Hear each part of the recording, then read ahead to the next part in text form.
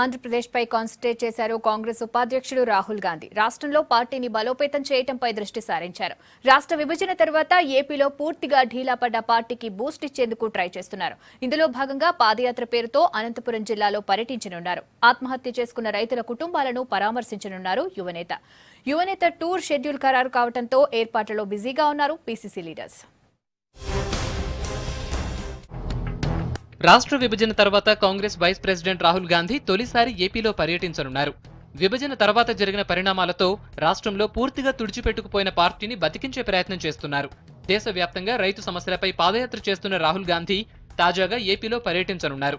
అనంతపురం జిల్లాలో పర్యటించి ఆత్మహత్య చేసుకున్న రైతుల కుటుంబాలను పరామర్శించి భరోసా కల్పించనున్నారు.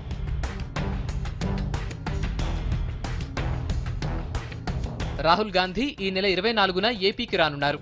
ఉదయం 7 గంటలకు బెంగళూరు నుంచి ఏపీ కర్ణాటక బోర్డర్లోని కొడికొండ చెక్పోస్టుకు చేరుకుంటారు. అక్కడి నుంచి 8 గంటలకు పుట్టపర్తి నియోజకవర్గంలోని ఓబులదేవ్ చెరువుకు చేరుకుని పాదయాత్ర స్టార్ట్ చేస్తారు. 10 కిలోమీటర్లు సాగనున్న పాదయాత్రలో ఆత్మహత్య చేసుకున్న రైతుల కుటుంబాలను పరామర్శించడంతో పాటు రైతులు, విద్యార్థులు, స్వయం సహాయక సంఘాలతో భేటీ కానున్నారు. ఉదయం 9 గంటల 45 నిమిషాలకు మామిళ్లకుంటపల్లి గ్రామానికి చేరుకుని ఆత్మహత్య చేసుకున్న రైతు హరినాథరెడ్డి కుటుంబాన్ని పరామర్శిస్తారు.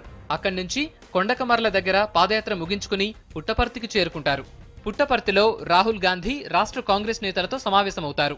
పార్టీ బలోపేతానికి తీసుకోవాల్సిన చర్యలపై నేతలతో చర్చిస్తారు. పుట్టపర్తి సత్యసాయి సమాధిని దర్శించుకున్న తర్వాత తిరిగి బెంగళూరు వెళతారు.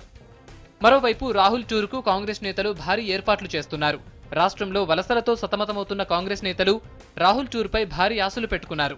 యువనేత పర్యటన క్యాడర్లో ఆత్మస్థైర్యంతో పాటు నేతలకు భవిష్యత్తుపై ఆశలు కల్పించేందుకు ఉపయోగపడుతుందని భావిస్తున్నారు.